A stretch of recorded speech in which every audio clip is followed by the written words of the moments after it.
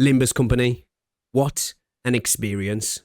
Dante, Dante, Dante, Dante, Dante, Dante, Dante가 Dante, Dante, Dante. I am looking like a dock worker today, so it's quite apt for what we're talking about. There's a connection there. I see it. But I've just been playing Canto V today in Limbus Company, and I had a blast. And there's going to be some light spoilers referenced, you know, not major spoilers, but just we're going to talk about certain things. We're going to talk about the boss that we got to, and we're going to talk about just after the boss, but mainly about my experience with the boss and how I think it kind of relates to the diegetic experience and aspects to Limbus Company. You know, obviously the game has elements of expression that connects to the world in the UI via what is the manager's tablet and how you can look through it and access it in that regard and look up your sinners and all that sort of stuff and go through the UI to different aspects of the game. It is all very diegetic. Another element to it as well is Dante's notebook, is the duties, and it goes through from his point of view how he's noted down his experiences and things that he's encountered in a very notebook-esque in terms of little bullet points of jotted down notes of his thoughts and processes on particular things that have happened in the game, which is incredibly interesting to look at as well. And then not even taking into account the music that's in the game as well, from the stories that are in the music and how they are actually within the world as well. Like, there's a lot of diegetic mechanics and systems within the games, and we're not even going into the mirror worlds and identities. Now, IDs in this game are the characters that you pulls. This game has a cast of just 12 units that doesn't get any bigger, but they have alters. They're IDs, but they're basically alters. If you've played other games and you've seen alters in gacha games, you know what I'm talking about. But they are canonically explained as why they exist and how the gacha works as well. It's all part of the story and the world building and the lore, and I absolutely love that about the game. It gives such an immersive experience, and it almost, you know, could explain why this is a gacha game. We know it's a gacha game because obviously it's a monetization that can make money, but it actually makes sense for it to be so. And talking about diegetic experiences, I had one in this boss fight, fighting the middle brother. It was first try. No, it wasn't. It was third try. It was technically my second, because the second try I messed up with Otis, and then I was like, damn, she got hit hard, and I was like, you know what, let's just retry. So it was 3, but technically my second try. And the boss fight was great. Difficult, but great. And it encourages you to definitely read, right? Which I struggled with at first, because I've read the burst window in the gamers. He was going to do triple the damage while he had a particular status on him, but it's actually he takes triple damage while he has this status upon him. So the first time I was going ultra defensive while he was in this particular status effect, when I should have been going into him. And then I figured that out obviously in the second fight by reading and being like, oh, English, it can be hard sometimes. And I understood that I need to do damage to the boss in those particular moments. But it's a boss in the game at that particular point where it is a fight of despair and hopelessness. Not only how it's portrayed through the story and the power of the person you're fighting against, this hopelessness of this incredibly powerful enemy that's just turned up and little broed you pretty much, literally, in the sense that this is a game that shows you there are people out there who mog you in terms of power scaling. And this is one of those characters. They appear and they create a sense of despair. And within the fight, it's not only, it gives you that despair, but it actually has a system with the paralyze, and you'll find yourself when you're trying to clash with him directly all the time, that it is hopeless to win the clashes, which is another really nice little touch. But I did manage to get through, and I got through with an act of desperation. I felt like I was I was part of the story. I was part of the world. As I say, it was like a diegetic experience almost, in the sense of I managed to win the fight in a last desperate act of desperation. You know, I'm in a hopeless situation, so I may as well go all out. And that's kind of what the fight wanted you to do. And my experience was like perfect, because typically in a boss fight in a game, and specifically in a game like this as well, you know, akin to something like Ark Knights, where trial and error is definitely a part of things, right? Unless you spoil yourself and go and learn guides and watch other people do it, that's a different thing. But there's an element of trial and error, which again, the element of trial and error, is a diegetic part of the game, with literally Dante being able to revive the sinners and bring them back for fights. That is a part of the game. You lose, and in essence, that's what you're doing. You're rewinding and you're going again with the experiences that you had and learning from your mistakes. And I went into this fight and I was at a point of being in total despair. And usually, as I say, when you're in a boss fight in a game, you tend to go in and this is obviously if it's a difficult content with lots of strategy and elements to it, the mechanics of, you get mauled, right?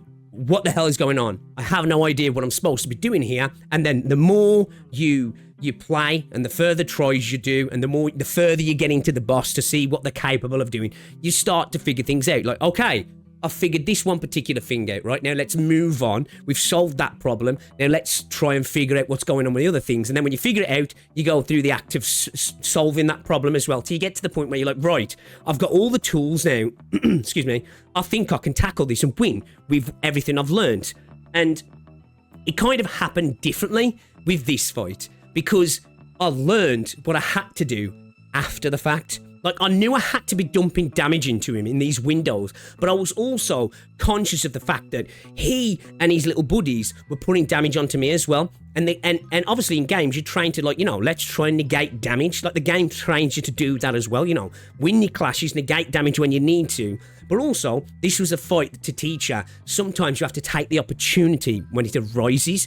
And I was still in this mindset of I need to keep negating damage, to the point where I got to a part in the fight and it was like, if I attempt to negate damage here in any degree, I'm still gonna lose. It's hopeless. It is in fact hopeless. And this was going through my head as it was happening. This is a hopeless fight. I'm gonna be at this for multiple tries. I'm going to be stuck on this for a day or maybe even more. I'm going to struggle here.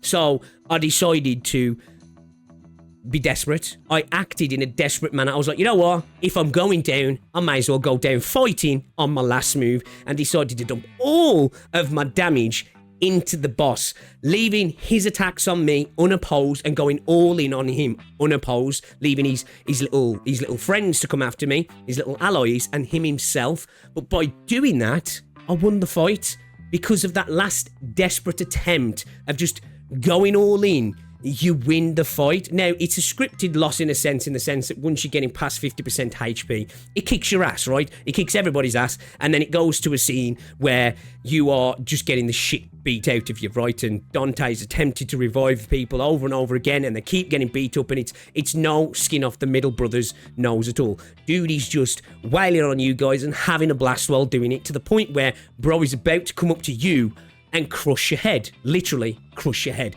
You find out that there's a way to sacrifice yourself and potentially stop them getting access to the golden bows by blowing your own head up, basically. You're in a hopeless situation. And then there's an awe-of-fire moment where another character turns up. I've literally just got to that. That's where the stream ended.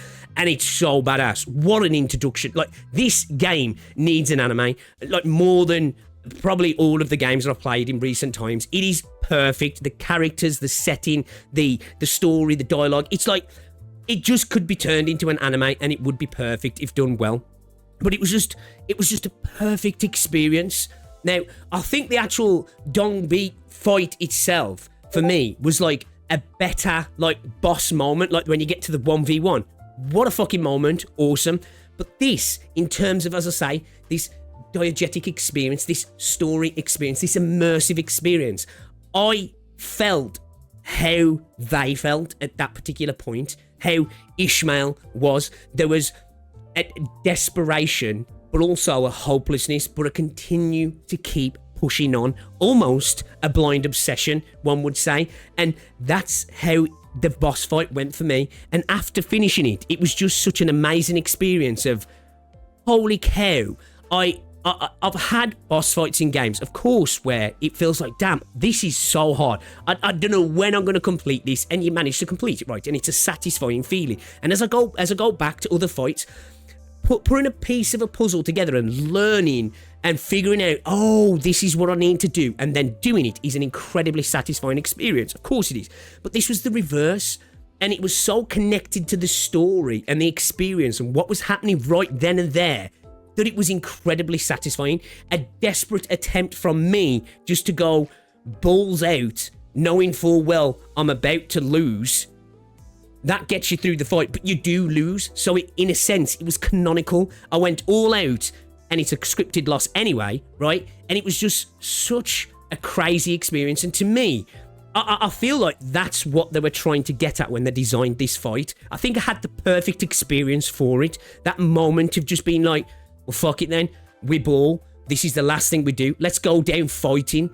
And we did. And it was just like, holy cow. It felt like a genius moment for me. As I say, I didn't have that epiphany moment of, I know what I've got to do. This will win the fight. It was more, well, I guess this is what we do because we're going to lose anyway. And that's what you were supposed to do. And it was chef's kiss in design connected to all these aspects of the game. And I just have to say as well, as somebody who is a massive a lover of the world and the story in Arknights, oh my days, the dialogue in this game and the pacing is amazing. Actually, top tier. This game is such an underrated gem, not only in terms of having awesome combat, in my opinion, an amazing setting, a great world, insanely good music, but the experience itself so far, what I've had, has been incredible. Like, and I was one of them. You gacha games, in a sense, that don't give the experience that normal games usually do. Now, when it comes to Arknights and Limbus Company, I disagree. They are two games that have given me a proper game experience, a real game experience, if you will. I know people like to say that a lot, but these are two experiences that go beyond gacha. They are not just good gacha games, they are good games. And I just had to make a video talking about this experience in this boss fight and how connected to the moment that the characters were going through was unbelievable. You know how stories sometimes they pull you in because you know, whether the gameplay is sort of connected to what's going on and the context fits and stuff, or the story's just so engaging, which this was as well.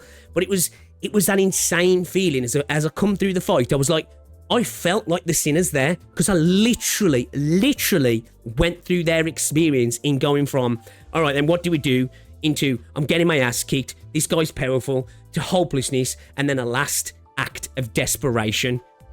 And it's exactly what was happening in the story. Absolute cinema.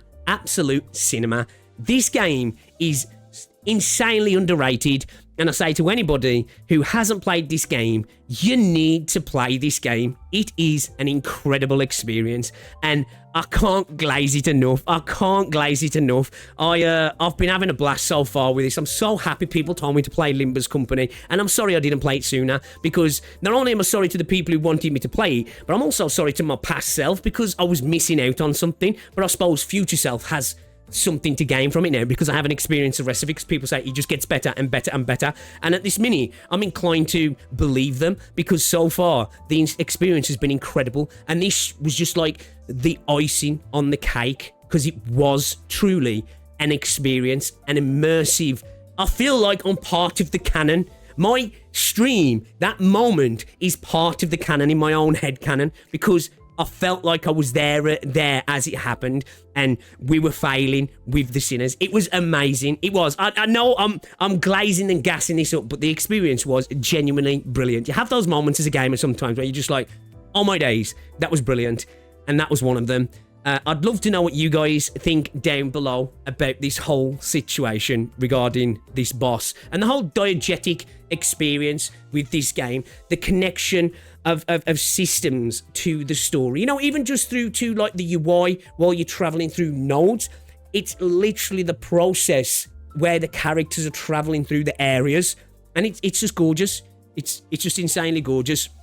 It makes the whole experience so much more immersive, and you wouldn't think looking at a game that looks like Limbus that it would be so immersive, but it is, and I'm loving it. Anyway, enough glazing from me.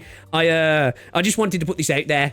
What a game, what an experience. I've had a blast, and I can't wait to continue on with the journey in the game. I am locked in, and I am a fan now. I am truly a fan of this game. I have been for a while now, but I am seriously locked in. I'm definitely a Project Moon believer, and I can't wait to see what more the game has to offer. But guys, let me know what you think down below. If you've enjoyed the video, give it a like, subscribe if you're new, and I'll see you all in the next one. Ta-ra.